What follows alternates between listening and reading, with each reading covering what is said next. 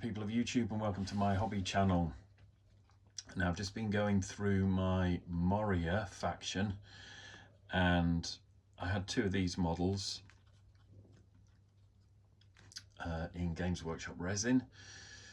The first one I painted, the second one I started and then walked away from the project, and that was about a year ago. Now I've come back. You can probably see what the problem is here. Both these models should be identical, and the only thing that should be different is the pose of the left arm and the head.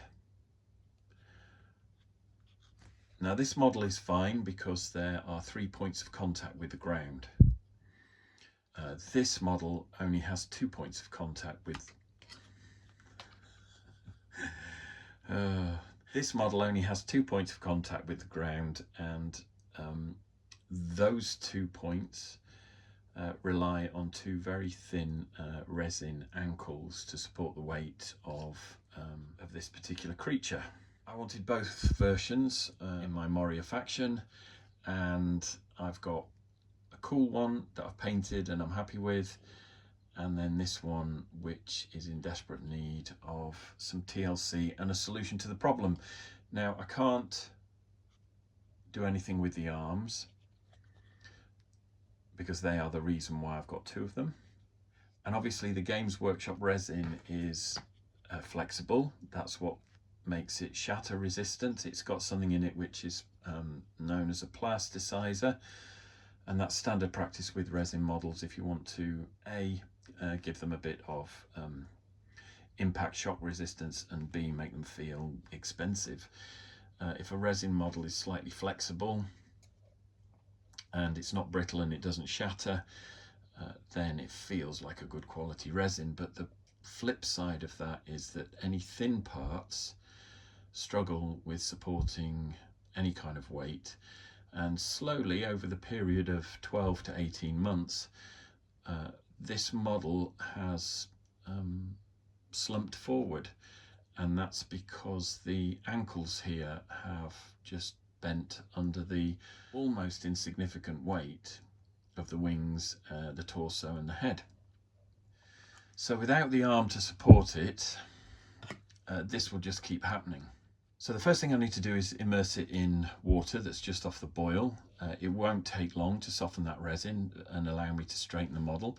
I could then I could drill into the back of the ankles and pin through into the base, and that would keep that part of the ankle there secure and stable.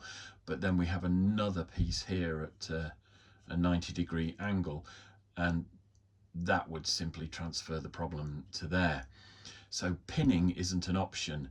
I basically need to give this model a walking stick without actually sculpting a walking stick. So I've had a little think about some creative possibilities, and I've come up with an idea. And what I'm doing is turning to some of the character models from the Osgiliath box set. Now this is Faramir and his Rangers, but although I haven't assembled this fully yet, these models came with a little bit of scenery against which you could build the miniature, so it looks like it's incorporated into the ruins of Osgiliath. It's got something to hide behind or whatever. And I thought that was quite a nice visual trick. So however I decide to mount that, I may even magnetize it so it can be removed from the base. That's a separate project entirely, but I thought, yes, this is a nice idea.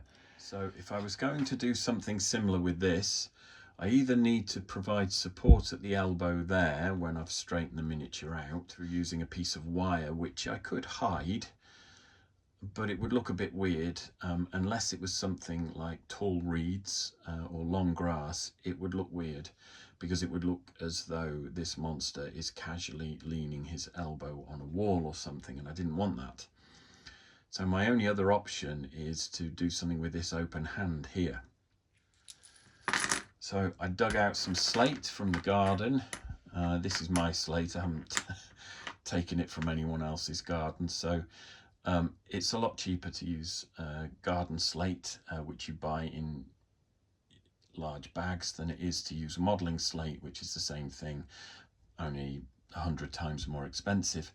And there's a nice thin shard there, which I think, once this creature is straightened out, could act as a support in that hand, which usefully is open. And that could act as a support that will keep this monster upright. So the first thing I need to do is dip this in water that's just off the boil and straighten him up so he looks like this again. I've got more water than I need here because a larger volume of water holds its heat for longer, and I'm carrying this upstairs from the kitchen. If I was doing this in front of the kettle, I wouldn't need more than about ½ an inch. So I'm now going to dip the legs and the base. It's already been primed and partly painted. I'm going to dip that into the boiling water until I can feel that the ankles have gone soft. Oh, and there we are. Only needs a few seconds, and you can already see how it's straightened out under its own weight.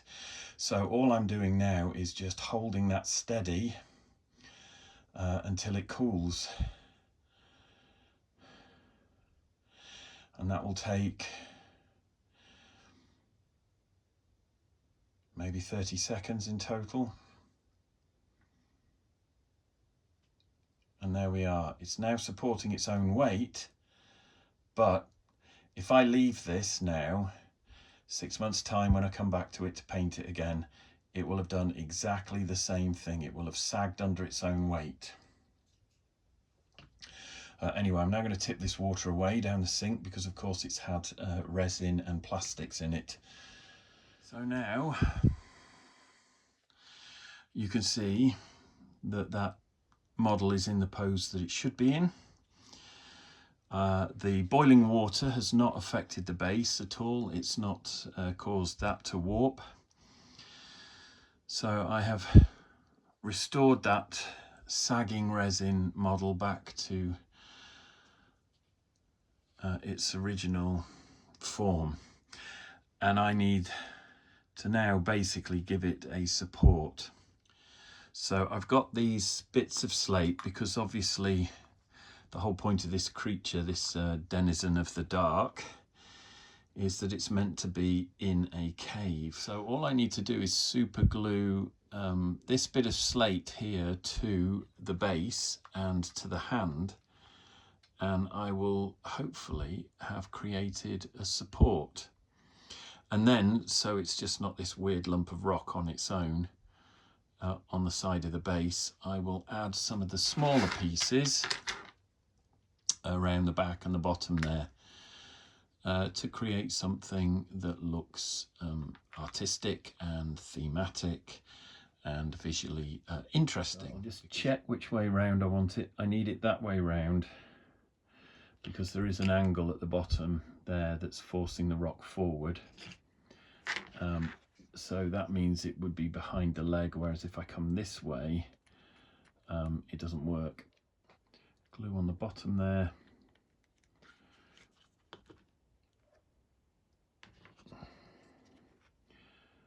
And then I'm coming in to try and make sure that the top sits comfortably in that hand. And that's good. Ideally, I'd like that super glue to dry naturally. I'm just going to try and get some glue up here now. See if I can get this glue to run under the hand.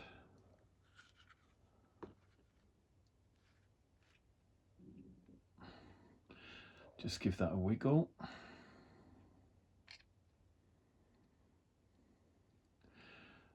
Now, a little bit problematic because of course there's some weight to this rock. So not only do I need it to support the resin dweller in the dark, I need it to support its own weight as well, and that now needs to be fixed before I can, and that now needs to dry before I can start adding any more rocks.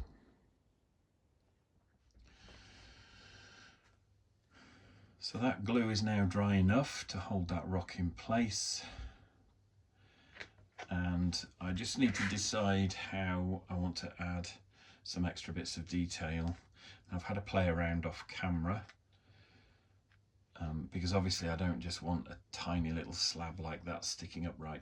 If this was a creature that was on the surface and there was grass and stuff on the base, then I might go with that because it looks like an old standing stone.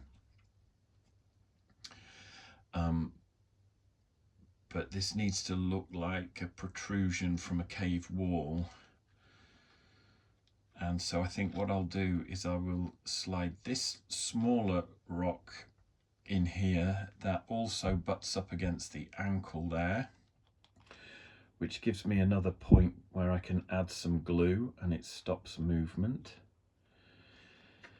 And then I'm thinking that maybe I could add an extra piece here to give the wall a bit of thickness, and I can also glue under the tail. And that provides a solid backdrop then against that side of the dweller in the dark, and hopefully it won't look too contrived. It'll look natural and like it's meant to be there, and it's just an extension of the base detail. So I'll put some glue along here because I know that's going to come into contact with the other rock, and then I can try and work some glue in around the ankle when this is in place here.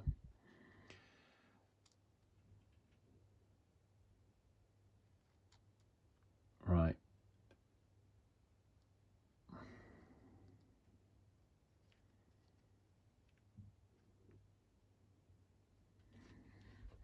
Now I am going to use a little bit of activator on this because it will be painted, and you can see how it's discoloured where it's dried naturally anyway. Just sprayed my hand. Try again. So a bit of activator in that gap and under the rock there. Hopefully that will be enough just to start things off. You can see it frosting there, but it doesn't matter because all this will be painted over. And then I need to try and just get this in here, I think, so that it gives some contact with the tail, because the more points of contact that I get, the less opportunity there is for the weight that's here in the wings and the head and the torso to pull the model over. So I think I'm going to try and put glue on the rock here instead, but the first thing I'll do actually before I go that far is get some glue behind that calf there. So that's gone along there,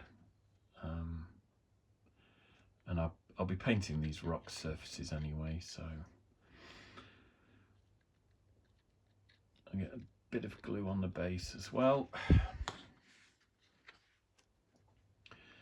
and then I'll just come in and try and get this to sit in a way that makes it look like it's just part of a rock face. So just maneuver that into place until I'm happy with the fit. and also because I don't want it to move, blast that with some activator.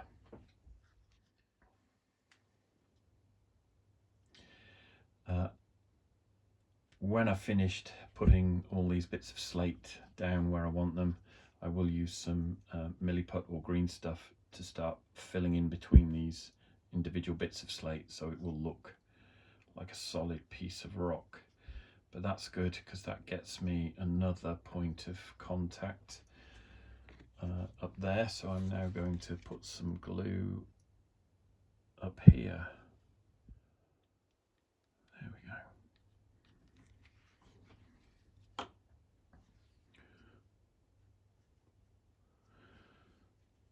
Right, just make sure, yeah, the glue's gone all the way around there, and because I don't want that to run,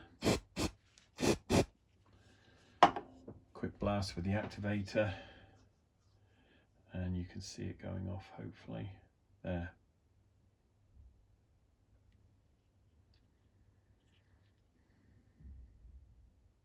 Right, so what I need to do now, I've already put some bits of slate on and started painting them. I just need to decide whether that's enough. And I think it probably is. Although a piece like that always look good. Maybe that there.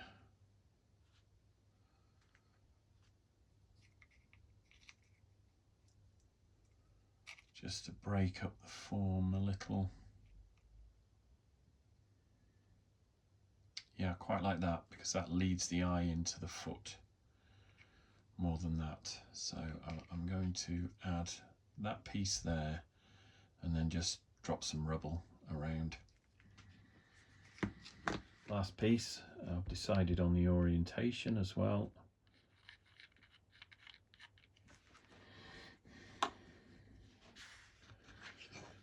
So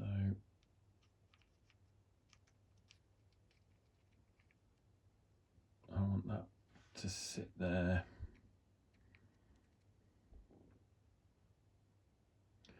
Like so. Trying to balance it, which is a bit awkward. There. Okay.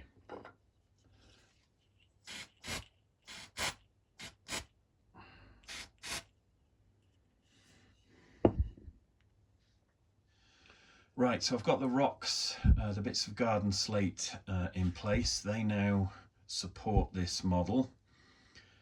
And they do it, I think, in a very elegant way because it looks like it was designed to be like that. So I'm now going to mix some Milliput and then show you a little trick using bits of chipped slate to create impressions and marks to disguise the putty from the actual bits of rock.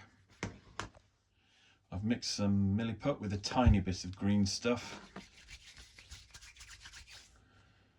probably 70-30, and that is now ready.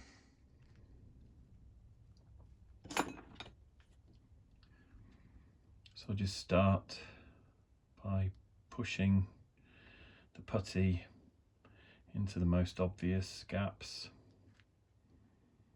between the bits of slate. And I also want to build some up round the base as well so that it's held securely.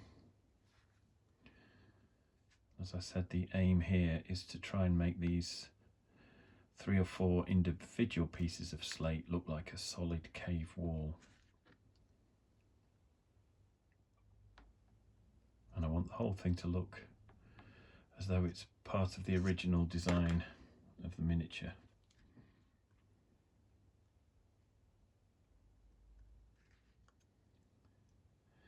So we can get a nice lump of texture on there that will help to disguise those separate pieces of slate. So I'll come in on this side.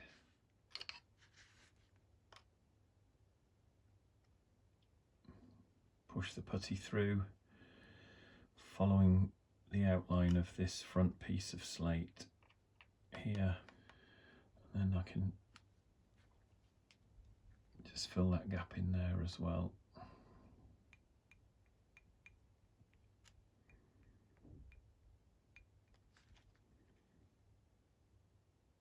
I don't actually mind the little kind of crevices we've got here, it's just that there are two of them, one by the foot and then one a bit further down, and that makes them look unnatural.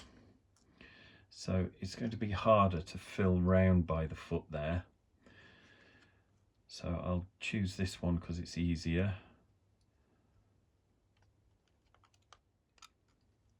Work some putty around the base of that there.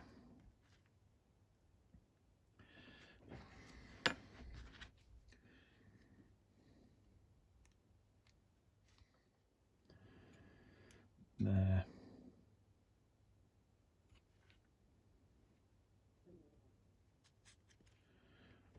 Okay, and then just to make it look like that hand is actually gripping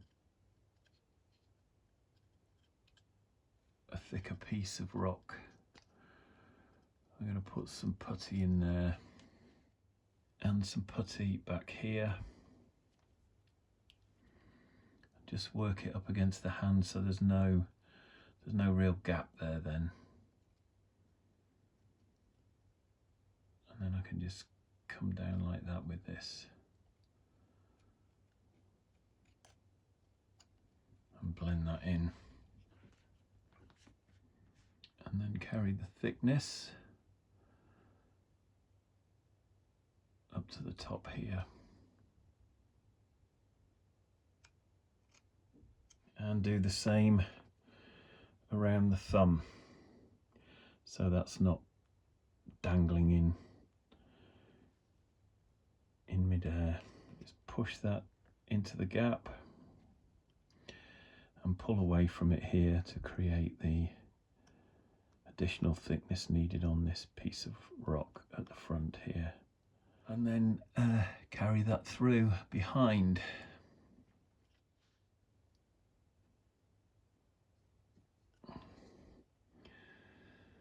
Like so. So now I've got the putty where I want it, filling in all those gaps.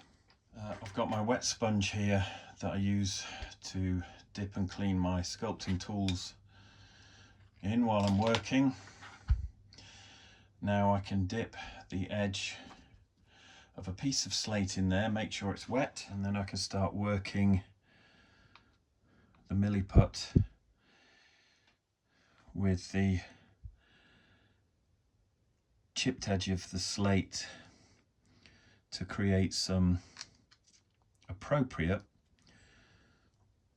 rock face patterns.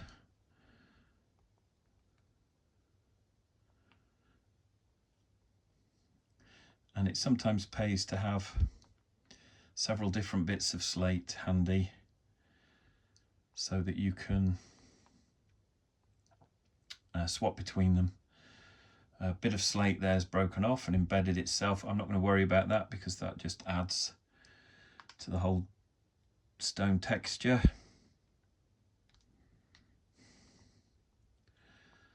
And I'm just pressing. Some people, you see them make scenery and they'll do this with scrunched up foil. If you haven't got any slate, you can do. But because I've used slate as part of the structure, it creates a more believable finish to use more slate to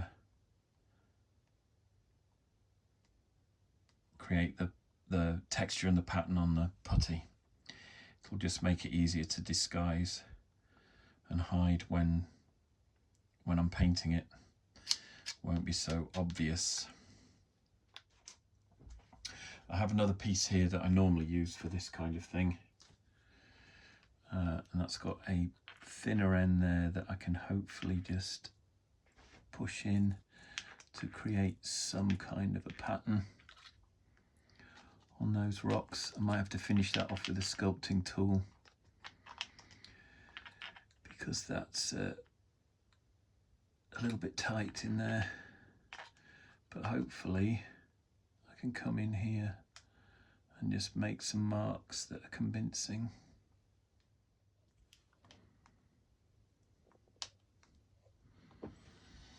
Okay, I think that might be quite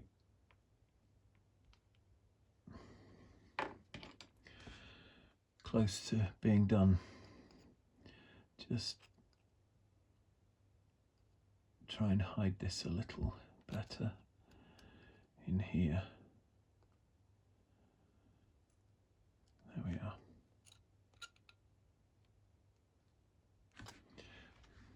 Right.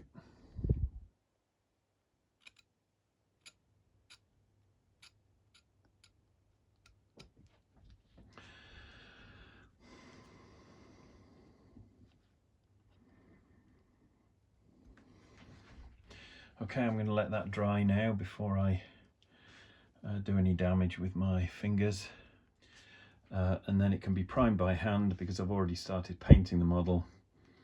So I'll use some black primer on the Milliput when it's dry, and then I can continue to paint the miniature so that it will match this one. But that's it for this video. And then we have another problem fixed. Thanks ever so much for watching. I hope you've enjoyed this video. If you have, please smash that like button.